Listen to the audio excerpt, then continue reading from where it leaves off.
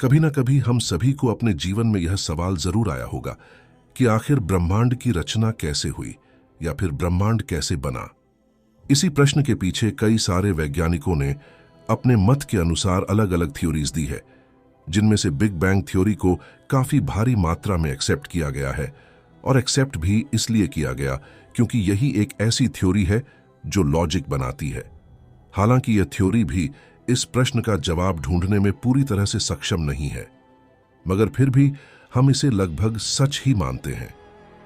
Big bang theory यानी कि हमारे यूनिवर्स की शुरुआत एक धमाके से हुई, मतलब आज से लगभग 13.7 बिलियन साल पहले, जब कुछ नहीं था, कुछ नहीं यानी एब्सोल्यूट नथिंग, ना ही प्लैनेट्स, ना ही स्टार्स, ना ही स्पेस यानी खाली जगह, और ना ही टाइम।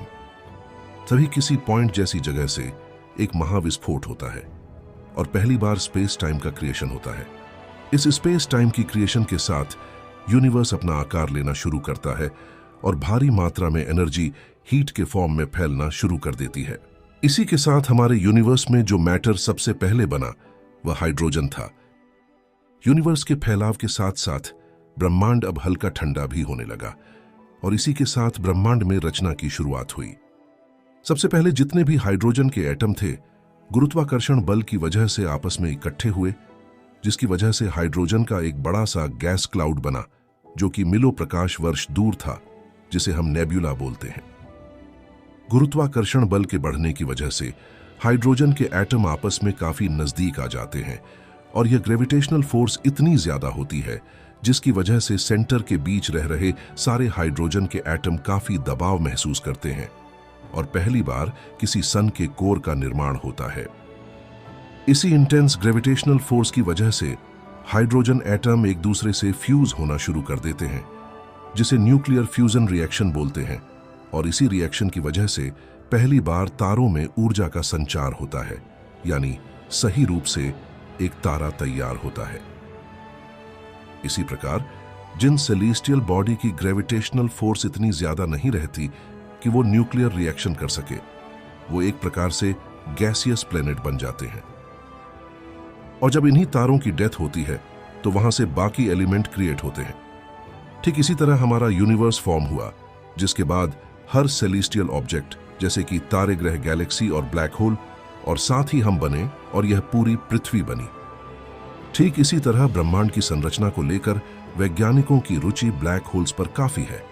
ब्लैक होल ऐसे सेलेस्टियल ऑब्जेक्ट जिनकी ग्रेविटी इतनी ज्यादा होती है कि इनके ग्रेविटेशनल फोर्स से यूनिवर्स का कोई भी ऑब्जेक्ट नहीं बच पाता, यहां तक कि इनके इंटेंस ग्रेविटी से खुद लाइट भी नहीं बच पाती, जबकि light fastest thing in the universe है। कोई भी तारा जिसका मास हमारे सन से 10 गुना हो या उससे ज्यादा हो, वह सभी तारे अपने सुपरनोवा एक्सप्लोजन के बाद ब्लैक होल बन जाते हैं। ब्रह्मांड के सारे तारे इसी सुपरनोवा एक्सप्लोजन में खत्म होते हैं। जिन तारों का मास काफी ज्यादा होता है वह ब्लैक होल बनते हैं।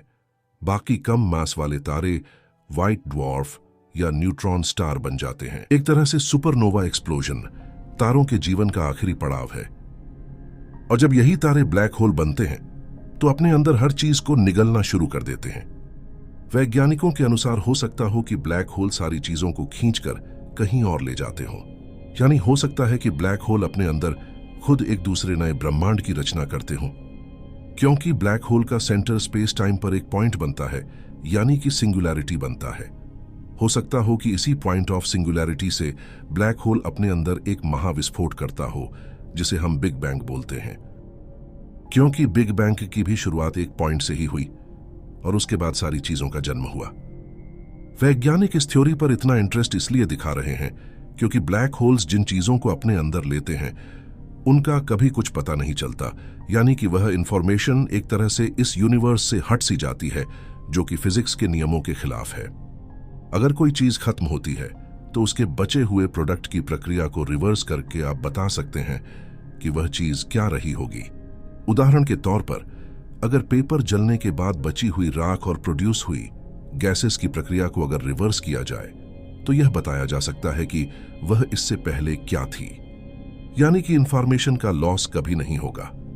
मगर जब कोई चीज ब्लैक होल के अंदर जाती है तो उसकी सारी इंफॉर्मेशन इस यूनिवर्स से खत्म सी हो जाती है, जो कि अपने आप में एक मिस्ट्री है और इसलिए कुछ वैज्ञानिकों के मत के अनुसार ब्लैक होल के अंदर यह एक नए ब्रह्मांड की रचना है।